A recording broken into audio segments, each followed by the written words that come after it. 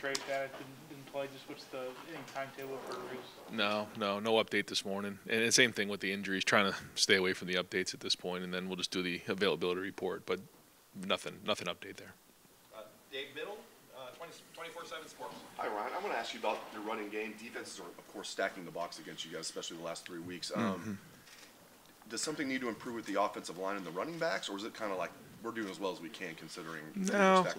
I don't think that's the case. I think we all need to do better. Absolutely, yeah. Going back and watching the film, we gotta block better. We gotta run better. We gotta try to do a better job equating numbers. All of the above, because certainly in games where they know you're going to run it, you have to come up with answers. But it just moving forward in general, we know we can do a better job, and so we'll get back to work this week and get after it.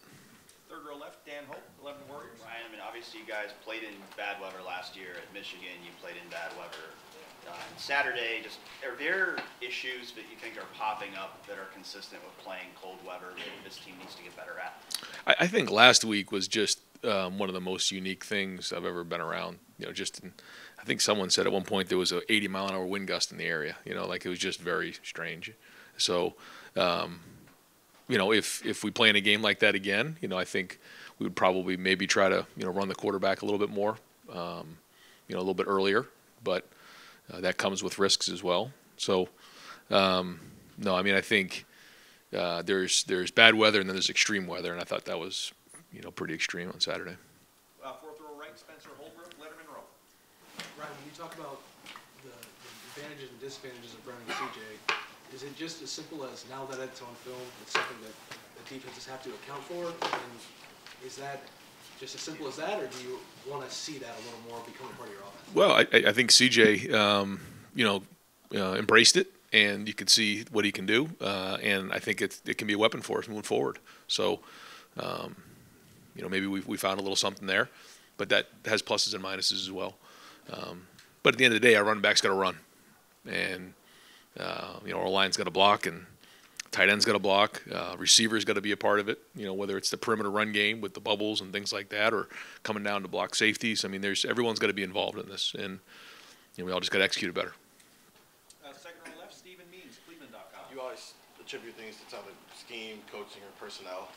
And we've asked you about the other two pretty frequently here. Yep.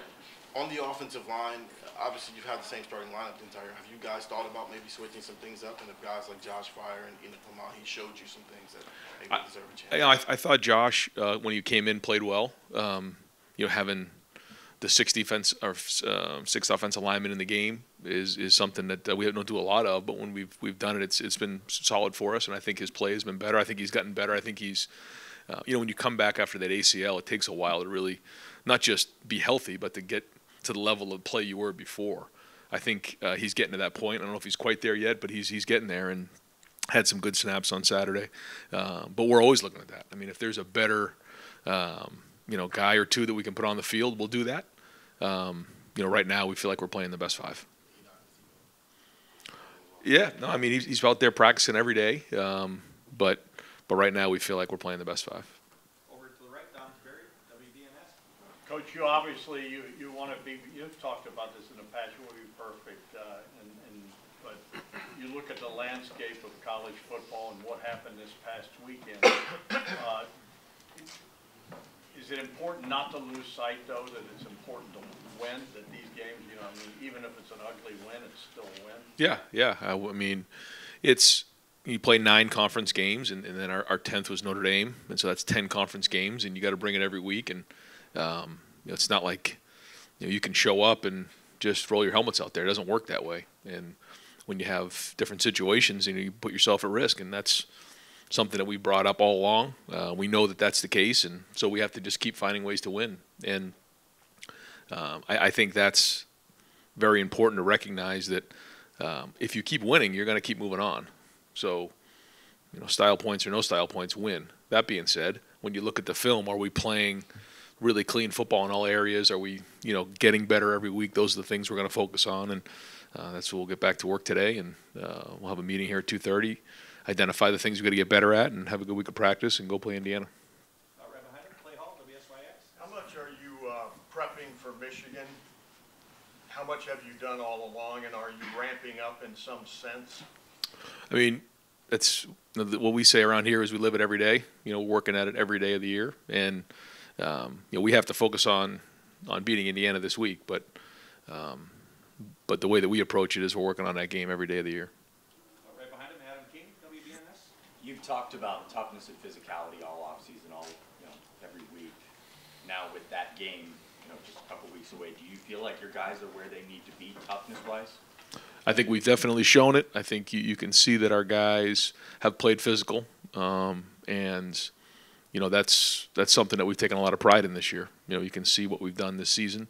But again, it's something that is, you can't just say, all of a sudden you're playing, efficient football, you're playing tough football, you're playing clean football, you're doing this, you're doing that, and all of a sudden it's just going to happen again the next week. You just got to keep bringing it every week, and then at the end of the year, you'll look back on the body of work, and then you can start identifying the things you've done well. But I think that throughout the year, I think if you've seen some of the teams we played and talked to the teams we played, you've recognized how hard, how tough we played. And again, the three things that we focused on is toughness, discipline, and skill. How do you coach toughness? What goes into that in practice? Well, it's just a way of life. It's the way that you wake up in the morning. It's the way you meet. It's the way you practice. It's everything. And it's not just the physicality. It's the mental approach. It's being able to bring it every day in practice. But part of it's physicality as well. There's a lot to that. Deep back row, Jeremy Birmingham, Rivals. Ryan, obviously the last month of the recruiting cycle is always crazy. Seems like this year seems to be setting up for something even more chaotic around the country. Yep. Obviously, knowing you can't speak to specific recruits, but what are you guys doing just as a staff to kind of prepare for what looks to be a pretty tumultuous few weeks ahead? Well, we can keep winning because that plays into it big time. And I think that all the recruits want to see how well you're playing on Saturday and what you said in recruiting is actually happening. I think a big part of that is on defense. Some of the things that we've talked to recruits about on the defensive side, they had to see it with their own eyes, and I think that they're doing that. So, we have our weekly calls and we touch base with guys, but a big part of this is finishing the season strong and making sure that they see where we're at as a program, because as you project out, in college football, you want to make sure that you're part of a program that's winning and that has a lot of stability, and that's something that we sell a lot. How much more of an onus does that put on you guys to make sure you recruit the players that fit what you're looking for culture-wise? Oh, that's everything right now. Well, I guess I could say more than ever, but I'm sure it's been like this for 30 years here. But you have to make sure that you're recruiting great people. With the way that things have changed with the transfer portal, with NIL, a culture fit is critically important, because not every day is going to be perfect, and you want to have guys that want to be Buckeyes for the right reasons, and they're going to work through adversity and tough times, and so that's a big part of the recruiting process. Fourth row middle, Tony Girdman, Buckeye Huddle. Right, regarding that toughness, the last 2 weeks, Penn State, Northwestern, is that testimony over theory right now? Yeah, when you look at the way that we played in that Penn State game in the fourth quarter, I can't say enough about the toughness of our team, and I guess it was 28-3 at one point in the fourth quarter, winning games in the fourth quarter, and that's to me what it's all about. And I think the way that our defensive line found a way to win that game, just being physical up front, tackling, holding them to 7 points, finding a way on offense to score, and moving on. And I think, again, that's something that we take a lot of pride in. It's got to continue to build as we go into November, is that we want to have that as a badge of honor. Does that give you confidence moving forward, or how do you view it right now? Yeah, absolutely, yeah. I think our guys are very confident right now. There's not too many teams that are undefeated across the country and have won games in the fourth quarter like we have. I think our guys believe that they can get the game into the fourth quarter and win the game in the fourth quarter. You've seen us do that in big games here. I think probably, in the Rose Bowl, you saw that happened. You saw it in the Notre Dame game. You saw it in the Penn State game. And that's a big part of being tough, is winning the game in the fourth quarter. So, again, is everything perfect? No, it never is. It's a journey. It's a process. You're constantly challenging guys to get better in certain areas. But you're seeing a lot of great things out there. Right next door, Pat Murphy, 24/7 Sports. Ryan, you mentioned, if you did it again, you might run CJ a little bit more. But we saw Emeka carry the ball twice, obviously the touchdown. We've seen a few of those this year for not just him. How much can you guys be creative in the run game if the traditional run game, for whatever reason, isn't working on that given day? Yeah, I mean that's where a lot of those big plays came from was some of those type of plays. You know, when you go sideways, you run the risk of having negative plays. We had a couple that did happen that way, and when you're in a game like that and you're 2nd and 14, that's not a good place to be in with that type of environment. So we tried to stay on schedule, and we did try to throw the ball too. We felt like we wanted to at least try to throw the ball, and you could see there was only a few types of throws that really worked, even when the wind was at our back. So we pushed. When the wind was at our back, we were trying to play fast. When the wind was in our face, we were trying to slow down a little bit. But yeah, I think those type of things, when you get the ball to the perimeter, created some big plays for us. And there was some other ones that didn't, that I thought if we had executed them better, could have been better plays. Fourth row left, Reed from the Lantern. I want to ask a bit of a different football question about uniforms. Of course, teams across college football wear alternate uniforms in special occasions, marquee matchups, etc. Just want to get your take on uniforms, if you have any superstitions, things like that. I mean, I like the traditional uniforms. I love that part of college football. I think that some of our players and recruits like to see a different style and a different swag and look to the uniforms, and that's great. But I'm more of a traditionalist and love the look that's been in college football for a long time. Certainly at Ohio State, in the jerseys that we've worn. But even just across the country and all the different uniforms over the years, it's just something about that I like. Far left, Nathan Baird, Cleveland.com. Saying that you're evaluating everything as far as the run game is pertains to the offensive line. Right now, are you satisfied with the execution that's there? Do you think schematically there needs to be some shifting? Just how are you parsing that right now? Yeah, looking at all those things, I mean, our expectation here. Our expectation is to score every time we have the ball. So, yeah, I mean, if you're looking at it like that, no, it's not good enough, and we need to be better. And certainly the O-line is a big part of that, but the running backs are too, the tight ends, the wide receivers, the quarterback, everyone's involved in the run game. So, and especially in a game like that where they're all down in there and everyone has to do their part to equate numbers. So, yeah, it's something we'll keep looking at and trying to make sure we have the right stuff in, and then holding everybody accountable to do their job. And that's coaches, players, everybody. Did the conditions and/or Mayan's hand play into it all? How much you could use a running back screen game against? I think when we start to identify all those things, it looks like well, we're making excuses, so we can't do that. I mean, the bottom line is we got to go out there and run the football, and there's going to be conditions, there's going to be injuries, bumps and bruises. At the end of the day, we got to go out there and produce, and that's the bottom line. Second row left, Steve Hellwagen, 24/7 Sports. Yeah, Coach, Indiana, I think they've only won one Big Ten game in 2 years now, 1-14, I think, over the 2 years. You just played a team kind of a similar record, and they didn't quit. They didn't back down. What do you expect out of this team coming in and know that they gave you guys a really tough game here 2 years ago? Yeah, and I thought Fitz did a great job, and his staff did a great job getting everybody going last week.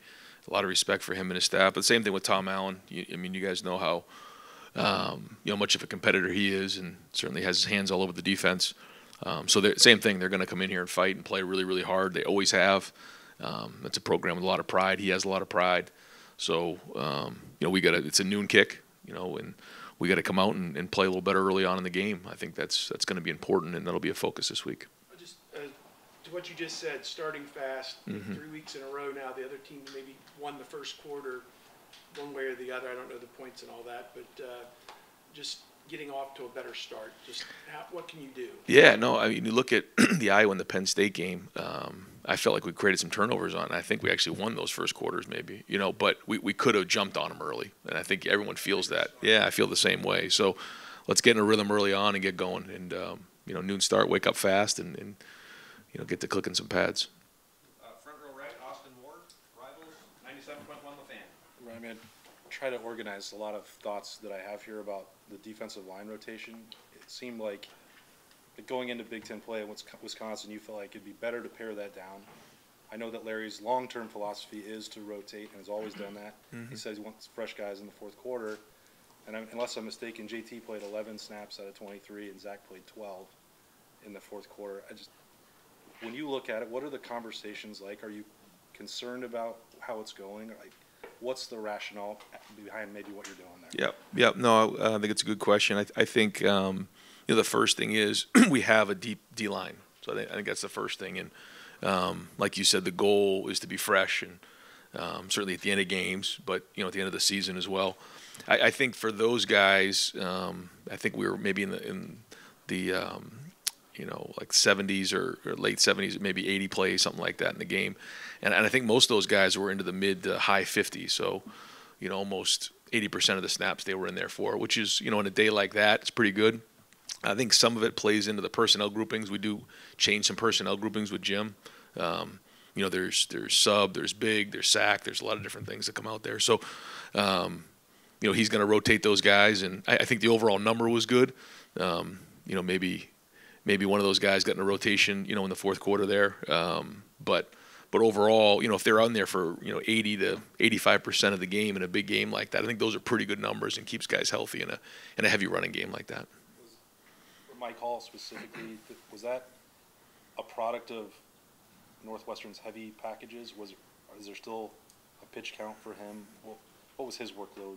How was that managed? I think you get the right idea there. Yeah. I mean, it's all the above. Yeah.